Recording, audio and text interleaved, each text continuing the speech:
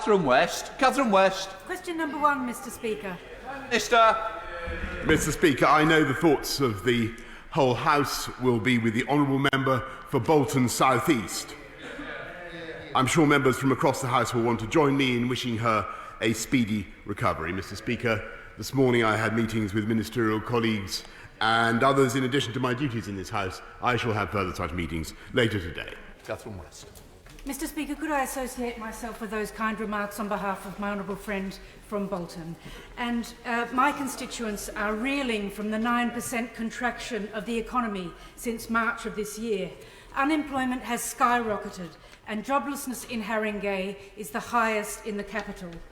Unfortunately, we are at the same time facing the idea that there could be a congestion tax forced onto 4 million extra Londoners by this government. These Londoners already facing the double whammy of COVID and the double whammy of financial ruin. Will the Prime Minister please immediately stop the imposition of this dreadful plan? I look forward to his answer. Mr. Speaker, I must respectfully inform the Honourable Lady that the current Mayor of London had effectively bankrupted TfL before coronavirus had even hit and left a massive black hole in its finances, and any need to make up that deficit is entirely down to him. It is entirely his responsibility. Any expansion of the congestion charge or any other measure taken to improve the finances of TfL are entirely the responsibility of the bankrupt current Labour Mayor of London. Thank you, Mr. Speaker. Mr. Speaker, people of the length and breadth of the country have made many sacrifices over the last few months to try to suppress COVID-19. But infection rates are increasing fast and Buckinghamshire may soon find itself in Tier 2. Can my right honourable friend tell the people of my Aylesbury constituency how long we'd be expected to stay there, what additional help there'd be for local businesses, and crucially, what the route out would be? Thank you. Well, I hope reassure my honourable friend by telling him that the incidence in the Vale of Aylesbury is in fact less than half the England average, and the way forward for the constituents in the Vale of Aylesbury and everywhere else is for everyone to keep following the guidance, observing the new restrictions, but obviously washing hands, wearing a face covering in enclosed spaces and keeping a sensible distance, Mr. Speaker. We come to the Leader of the Opposition, the Right Honourable Keir Stammer. Thank you, Mr. Speaker. Can I thank the Prime Minister for his remarks about the Honourable Member for Bolton South East. Prime Minister, how does an area which goes into Tier 3 restrictions get out of those restrictions? Prime Minister. Mr. Speaker, the simplest and most effective way for areas to get out of those restrictions is, of course, to get the R down to 1 or below, and I'm very pleased to say that some areas are already having a considerable effect with the measures that they're taking. Yes, Tom. Mr. Speaker, can I press the Prime Minister on that answer? If the infection rate R in a Tier 3 area has not come below 1, will it be possible in any circumstances for that area to come out of Tier 3 if the R hasn't come below 1? Mr. Speaker, obviously the R is one of the measures that we look at, and we'll take a decision based on a number of things, including the R, but also, of course, rates of infection, rates of admission to hospital, and other data. But the most important thing is for areas that do go into Tier 3, and I'm very grateful to local leadership in the areas that have gone into Tier 3, because it's the right thing for them to do, the right thing for their constituents, the right thing to save lives. When they are able to make progress, and of course they will come out of Tier 3. And as he knows full well, the measures that are put in place are reviewed every 28 days. Stop. Mr. Speaker, I'm now confused by the Prime Minister's answer. If it's not the R rate under 1, what is it? Because millions of people want to know the answer to that question, because millions of them are in Tier 3 and millions more are likely to go into Tier 3. They really need to know. And Prime Minister, on Friday, the Chief Scientific Officer said Tier 3 on its own certainly isn't enough to get the R rate below 1. On the same day, the Prime Minister himself said there was only a chance of getting infection rates down. This goes to the heart of the issue in Greater Manchester and elsewhere, because the widespread fear, Prime Minister, is that Tier 3 is the worst of all worlds. It brings significant economic harm without getting the virus sufficiently under control to exit Tier 3. So instead of being a solution, Tier 3 is a gateway to weeks and weeks, more likely months and months of agony, from which there's no likely exit. Can the Prime Minister not see the problem if there isn't a clear exit? Sorry, Mr. Speaker, I've made it absolutely clear that a part of the country going into Tier 3 is only in there for 28 days. We will review it after 28 days, and areas that have gone into Tier 3, I believe, are already making progress, and areas where there are restrictions in place are also showing signs of progress. We are pursuing, Mr. Speaker, a local, a regional approach, which is the sensible approach for this country. That's what the epidemiology supports. It's what the Deputy Chief Medical Officer supported last night. And again, I want to thank a local leadership in Merseyside, in Lancashire, actually in London and West Midlands and elsewhere for what they are doing. And I may say that it is a bit incoherent of the right honourable gentleman opposite to attack local lockdowns when he wants to plunge the whole country, back into a damaging lockdown for weeks on end, and he has no clue about how he would propose to get the country out of that, does he? Keir Stammer. Mr. Speaker, I appreciate there's going to be a review every 28 days, but if the R rate hasn't come below 1, then the infection rate is still going up, and the numbers are going up, and the admissions are going up, and the numbers in hospital are going up, and the deaths are going up. Is the Prime Minister seriously saying that he would take a Tier 3 area out of Tier 3 with the R above 1? I don't think so. Let me spell out what this means. On Friday, thousands of people in Greater Manchester, taxi drivers, pub and hospitality workers, people working in betting shops, the self-employed and freelancers, will either be out of work or face significant pay cuts. That's the reality on Friday in Greater Manchester. But their rent and their mortgage won't be lower, their food and their heating bills won't be lower, and that could last for months. Why can't the Prime Minister and the Chancellor understand this? Stop bargaining with people's lives, stop dividing communities, and provide the support that's needed in Manchester. Mr. Speaker, I'm very proud that this government has already given Greater Manchester £1.1 billion in support for business, £200 million in extra unring-fenced funding, £50 million to tackle infections in care homes, £20 million for tests and trace, another £22 million for local response that we announced yesterday. And yesterday, the Mayor of Greater Manchester was offered a further £60 million, which he turned down, Mr. Speaker, with no encouragement, I may say, to support from the right honourable gentleman. So what I can tell the House today, Mr. Speaker, is that that cash will be distributed to the boroughs of Greater Manchester. And I want to thank my honourable and right honourable colleagues across the House for Haywood and Middleton, from Bolton North West, from Bolton North East, from Bury South, Bury North, Cheadle, Lee, Altrincham and Sale West, and Hazel Grove for the support that they have given in this matter, Mr. Speaker.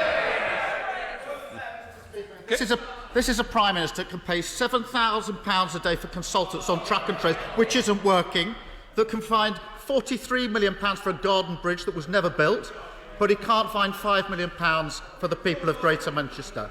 I really think the Prime Minister's crossed a Rubicon here, not just with the miserly way that he's treated Greater Manchester, but the grub it, take it or leave it way these local deals are being done. It's corrosive to public trust, to pit region against region, mayor against mayor, council against council, asking them to trade away their businesses and jobs. We need a one-nation approach. Replace these endless local battles with clear national criteria and proper support for jobs. Labour's motion this afternoon would do that. Why won't the Prime Minister support it? Mr. Speaker, I'm proud of the support that we've given, the one nation conservative support that we've given to the entire country. £200 billion in support for jobs and livelihoods across the whole of the country already. A further £9.9 billion now for the job support scheme. It is this government that has cut VAT for business, deferred business rates. There is no other country in Europe, Mr. Speaker, where so much support, so much help has been given to the population to get through this crisis, and we will continue to do that. But I think it is the height of absurdity, Mr. Speaker, that he stands up and attacks the economic consequences of the measures that we're obliged to take across some parts of the country when he wants to turn the lights out with a full national lockdown, taking kids... that was his policy last week anyway, wasn't it? Perhaps he could confirm that's still his policy. Is that what he wants to do? Keir Stammer. Mr. Speaker, at his press conference yesterday, the Prime Minister produced heat maps across the country showing the infection rate up in all ages across all regions, and particularly showing regions that have been in the equivalent of Tier 2 restrictions for weeks, if not months, moving into Tier 3. Now, if they're moving into Tier 3, Tier 2 hasn't worked, because if Tier 2 worked, they should be going to Tier 1. So Tier 2 goes to Tier 3, Tier 3 has no end, because there's no prospect or confidence in the R rate coming below 1. And I do not believe that a Tier 3 region will come out of those restrictions unless R is below 1 and whilst numbers are still going up. So we now have a stark choice. And by the way, Prime Minister, Cornwall is the only place, possibly with the Isle of Wight, where the infection rate today is less than Greater Manchester when it went into local restrictions. So this idea that some areas are immune is wrong. So there's a stark choice.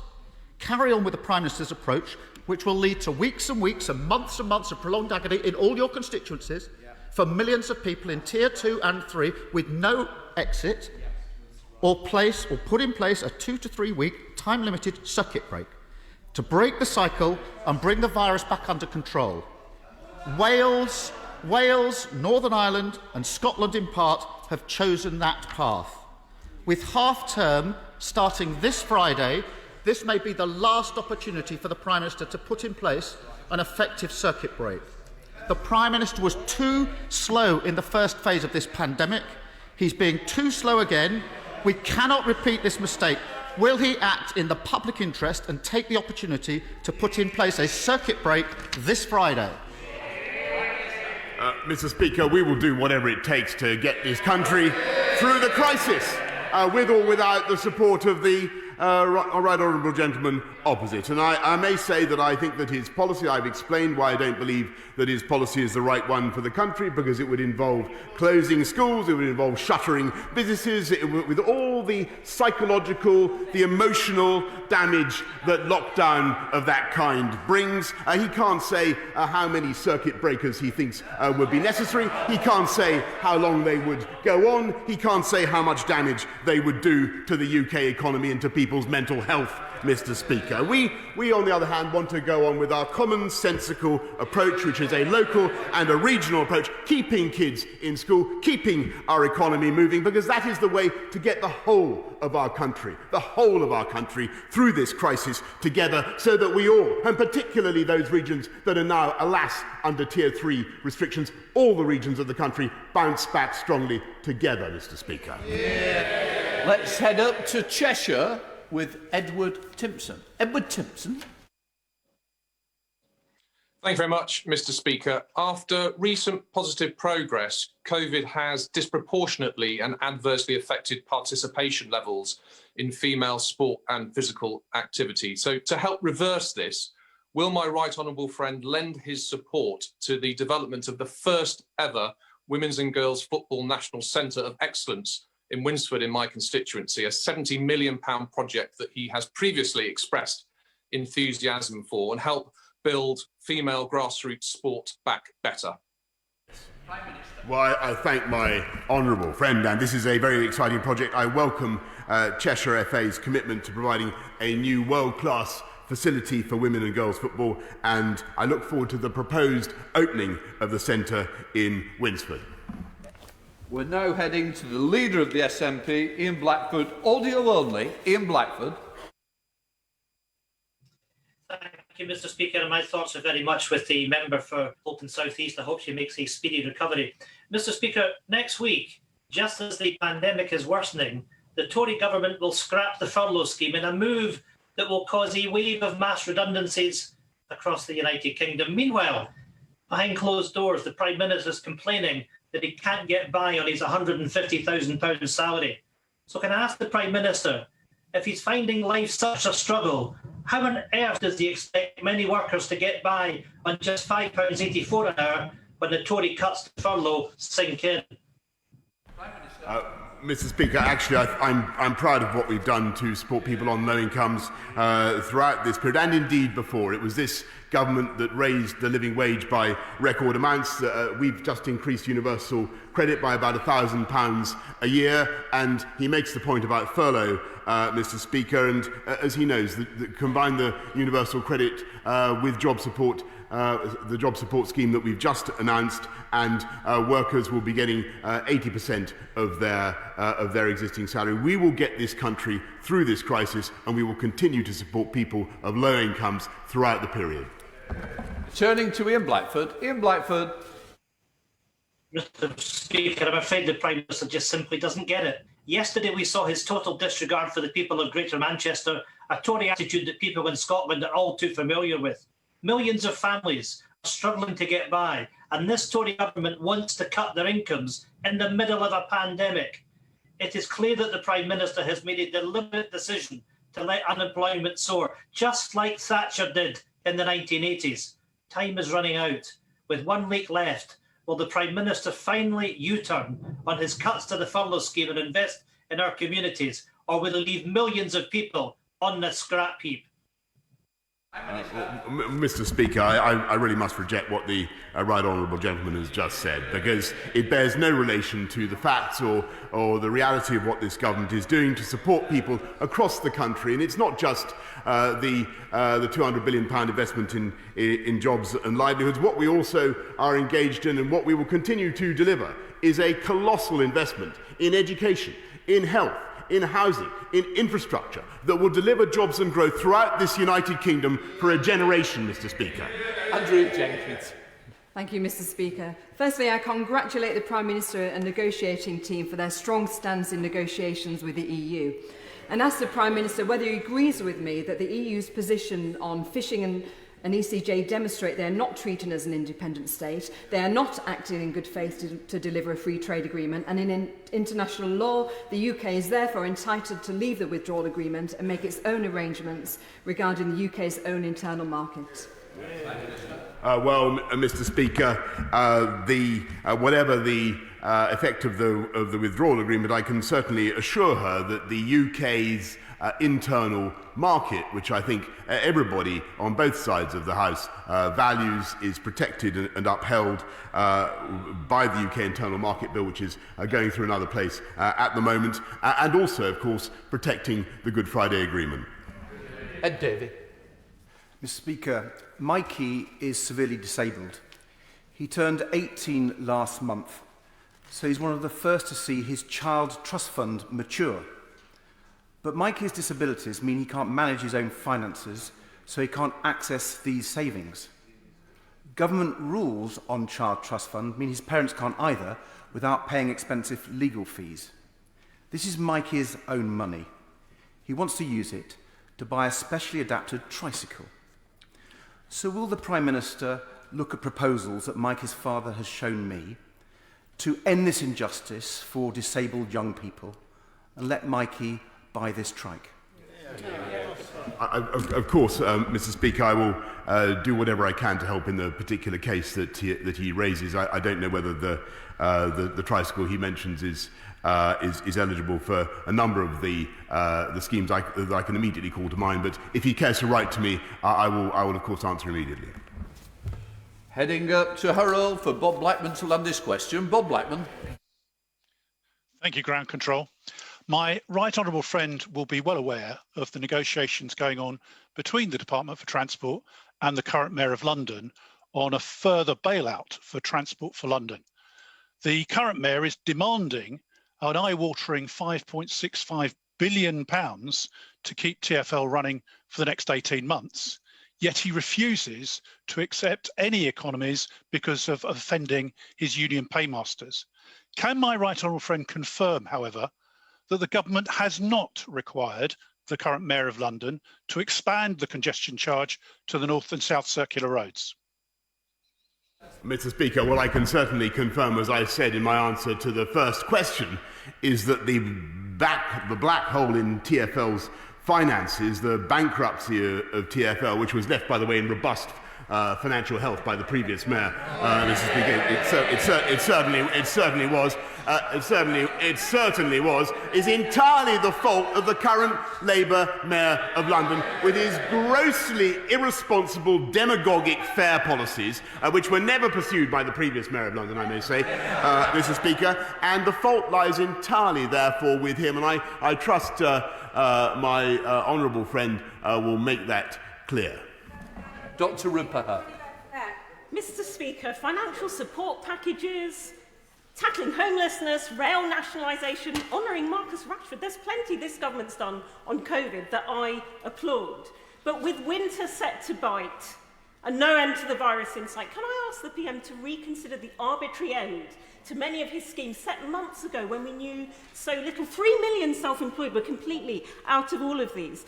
And a number of them set to face destitution when the minimum income floor ends next month. And 3,272 kids in his own seat, 2016 in mind, school dinners are in the balance. Can he start by voting with us tonight and make sure that that gong doesn't just mean nothing? Sorry, Prime Minister. Prime Minister, can you just sit down? Please, we've got to have short questions. I want to get through the list. We've got to help each other. Prime Minister. Thank you. Thank you, Mr. Speaker. And the honourable lady is quite right to call attention to the difficulties facing many families right now because of the crisis that we've been in. But the most important thing, and I think this is, I hope, common ground, actually, is to keep kids in school if we possibly can. That would be vitiated by the series of lockdowns that are being proposed. I don't want to go down that route. And what I want to do is to make sure that we continue to support families throughout the crisis so that they have the cash available to feed their kids as they need to do. On to your question, Mr. Speaker.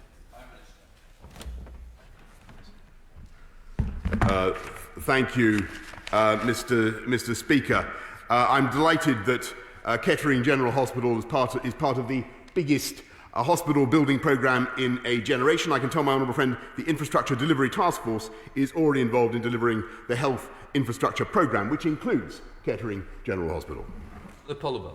Thank the Prime Minister for visiting the night shift at Kettering General Hospital in February and seeing for himself at first hand the wonderful work being done by local medics and staff.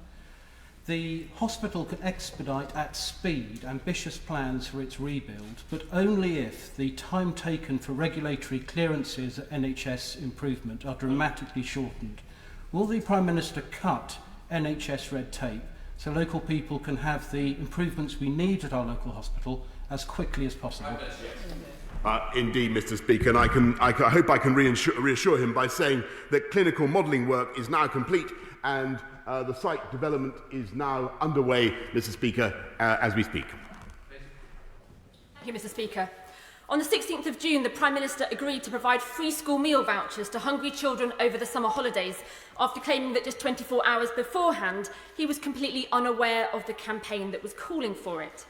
Last week, Liberal Democrat Education Minister for Wales, Kirsty Williams, guaranteed that free school meal provision during school holidays would continue until at least Easter 2021, and yesterday the Scottish Government committed to do the same. So, Mr. Speaker, can the Prime Minister confirm that he is indeed aware of these announcements? And if so, when does he plan to do the right thing? Well, Mr. Speaker, governments of all stripes have supplied free school meals since 1906, and I'm proud that it was this Conservative government that extended universal free school meals to 5, 6 and 7-year-olds. The party opposite were in power for 30 of the last 100 years and never did anything like that, Mr. Speaker. We support kids of low incomes in school, and we will continue to do so. But the most important thing is to keep them in school and not to go to tear off into another national lockdown, taking them out of school. And we will continue, Mr. Speaker, to use the benefit system and all the systems of income support to support young people, to support children throughout the holidays as well. To South West with Sigurry Street. Sigurry. Thank you, Mr. Speaker. One lesson we've all learnt in the past 9 months is that the internet is even more important to our lives than we imagined. So will my right honourable friend confirm today that despite COVID and all the other challenges he's grappling with, that we will deliver on our manifesto commitment to roll out full fibre superfast broadband across the United Kingdom and ensure that we are global leaders in digital connectivity? Thank you. Yes, indeed. I thank my right honourable friend, for everything he does to lobby for that, and I can tell him that our local delivery partner in Devon and Somerset has provided connectivity of the kind he describes to 300,000 premises over the last across those two counties, and indeed we are going to be a world leader in connectivity, Mr. Speaker, as we build back better. To South London with Janet Davey. Janet Davey. Thank you, Mr. Speaker. Can the Prime Minister confirm that his government is seeking to force the Mayor of London, Sadiq Khan, to remove free travel for under 18s and for holders of the 60-plus travel card in return for further financial support for TfL to keep the tubes and buses running? How can this be right when many people in London, and indeed in my constituency, already have months of genuine hardship ahead of them? Mr. Speaker, it was the Labour Mayor of London who bankrupted TfL's finances, and any changes that he brings in are entirely his responsibility, and I suggest she holds him to account. Thank you, Mr. Speaker. I know the Prime Minister is committed to doubling down on levelling up. Will he join me for a virtual tour of Stoke-on-Trent Central and a round table with key partners focused on delivering for the left behind? Not least to ensure that the Transforming Cities Fund investment will revolutionise public transport in the city. Well, Mr. Speaker, that's an easy commitment for me to make, and I'm delighted to do so. And I can tell her that we're investing nearly £20 million through our city deal in pioneering a new programme of sustainable, low-carbon and low-cost heat energy to Stoke-on-Trent. Thank you, Mr. Speaker. 3 weeks ago, the Prime Minister stood at that dispatch box praising Luton as the only place to have come out of local restrictions. But praise doesn't pay the bills. Luton's proud industries of manufacturing, aviation and events can't get by on sound bites and figures that bear no relation to what's really happening to jobs and businesses. He knows entire industries are at stake. So is it his inaction, indifference or incompetence? Will he support businesses that need it and areas that need it throughout this crisis? Yes, indeed, Mr. Speaker, and I thank the people of Luton for their hard and indeed their heroic work, as I thank people across the country for what they are doing. And I want to support businesses in Luton, and that's why we want to continue with the sensible, balanced, regional, local approach that we are. And I hope she agrees with me that it would make no sense at all for businesses, hard-pressed businesses in Luton, if they had their lights turned off and their doors shuttered in a series of multiple lockdowns of a kind that are recommended by the party opposite. Miller. Thank you, Mr. Speaker. The people of Aberconwy and North Wales are learning to live with COVID-19, but we're frustrated by national Welsh Government policy that seeks to place restrictions on us that are the same in the village of Cwm Penmachno as they are in the capital, Cardiff. Last week, my right honourable friend agreed that a shared responsibility is the way to tackle this pandemic. Does he see that the future of this is a series of rolling national lockdowns, or can businesses and residents hope that they will be given more trust to look after their own health and those they care for? Well, I think my honourable friend really puts the distinction very, very clearly and sharply, and it's the commonsensical, balanced approach that we're following. I do think that where local leaders step up to the plate, and I was delighted that South Yorkshire came on board this morning. I had a great conversation with Dan Jarvis last night. Where local leadership is shown, we can really make huge progress in getting the R down, and that's the right approach for the country. Heading up to Knowsley with Sir George Howard. Sir George. Thank you, Mr. Speaker. And can I return to the subject of free school meals? There are 7,108 children in Knowsley reliant on free school meals, which are vital in ensuring that they are properly fed. Whether to extend to Easter is both a moral and political choice. So will the Prime Minister make the right choice and agree to extend free school meals to Easter? Mr. Speaker, of course we have free school meals throughout term time. That's entirely right. What we want to do is to make sure that we continue to support people on low incomes throughout the crisis, and that's also what we're going to do. We're heading to Essex with Stephen Metcalfe. Stephen Metcalfe. Thank you, Mr. Speaker. As my right honourable friend will know, part of my constituency has now been placed into Tier 2 restrictions. Can he therefore reassure everyone that if they stick to the rules, observe the hands, face and space message, and self-isolate when required, accompanied by suitable enforcement for those who blatantly flout the law, we will come out of these restrictions all the sooner? My honourable friend puts his finger on it, and that's exactly what we need to do. And I can tell him that just the areas that go into high levels of concern are reviewed every 14 days, and the restrictions, as I told the right honourable gentleman, are reviewed every 28 days. The way to get through it is exactly as he says, to follow the guidance, particularly the hands, face, space basics. Thank you, Mr. Speaker. The people of Barnes in my constituency have been cut off from public transport routes for some months now by the closure of Hammersmith Bridge. Can the Prime Minister confirm reports that the government is now planning to charge Barnes residents £15 a day to own a car and charge them extra council tax to pay for facilities that they cannot use, despite the fact that TfL reserves were increasing before the virus hit? Well, Mr. Speaker, I can confirm that Hammersmith Bridge has been closed entirely thanks to the incompetence of the current Labour Mayor of London, and that Sean Bailey, the Conservative candidate, is going to reopen it, and that is the best thing. That is the best thing possible. Let's head to Reigate with Crispin Blunt. Crispin Blunt. Thank you, Mr. Speaker.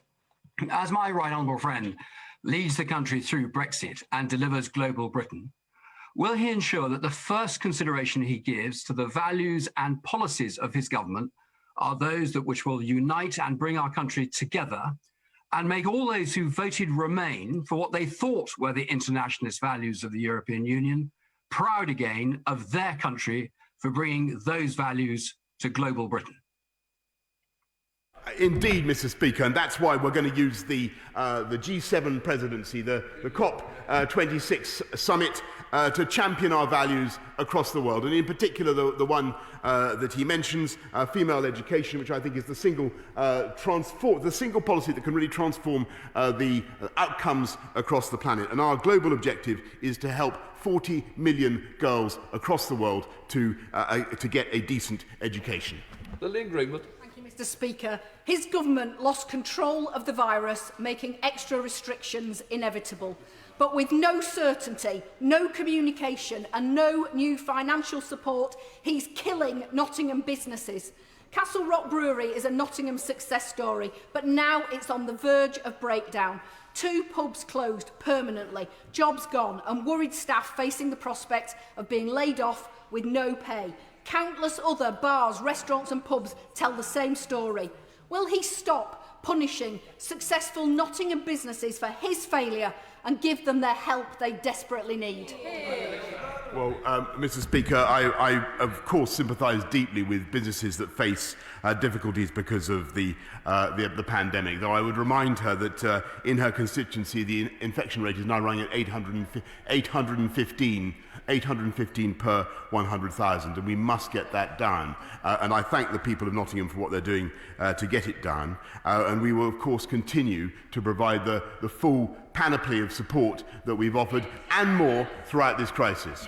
Julian Static. Thank you, Mr. Speaker. Following the introduction of Tier 2 restrictions in York, can the Prime Minister be more open in communicating the evidence base for York going into Tier 2, outline a roadmap for the city's return to Tier 1 and urgently consider creation of specific support for York's hospitality industry suffering losses from the limbo that Tier 2 is creating? Yes, Mr. Speaker. Well, I can tell my honourable friend that the infection rate in York, alas, is now running at 279 per 100,000, and we must get it down. But we can get it down. We can get it down through the package of measures that we've described. And you can see in areas where people are complying with the guidance that it is having an effect. And you can see that it's having an effect, Mr. Speaker, because the R, if it weren't for the efforts and the energies of the British people, the R would be running at 3 or more. It's now between 1.2 and 1.5. It won't take much, Mr. Speaker. It won't take much, the compliance in those areas that are hit at the moment, to get that R back down below 1. That's what we're aiming for, and that is the way to get businesses across the country, in the Right Honourable Lady's constituency in Nottingham, in his constituency, back on their feet as fast as possible. It would not be sensible, in my view, to plunge them all back into a sustained series of national lockdowns, particularly in areas where the virus is low. Thank you, Mr. Speaker. The Chancellor has decided that people who are unable to work because of coronavirus restrictions should be paid as little as 2/3 of the national minimum wage. At the same time, the government is paying £7,000 a day for consultants to work on the failed Serco Track and Trace programme. Can the Prime Minister tell this House how on earth he thinks that is justifiable? And is this what he means by levelling up? Mr. Speaker, the NHS Track and Trace is now testing more people than any other country in Europe. It's tested, I think, 26 million people so far, or conducted 26 million tests, and I'm also proud on her other point that we've been able to support people across the country in the way that we have. And she is not correct in what she says about the combined impact of the job support scheme and universal credit, because that lifts, they work in tandem, and that lifts people's incomes to 80%, in some cases to more than 90% of their current incomes. And that is the support that we're giving at the moment. But the best thing, Mr. Speaker, is to get our country through this crisis without going back into the social, the psychological and the emotional and the economic disaster. And disaster was the word that the party opposite used only a week or so ago. The disaster of a series of national lockdowns. In order to allow the safe exit of honourable members participating in this item of business and the safe arrival of those participating in the next, I'm suspending the House for 3 minutes. Order.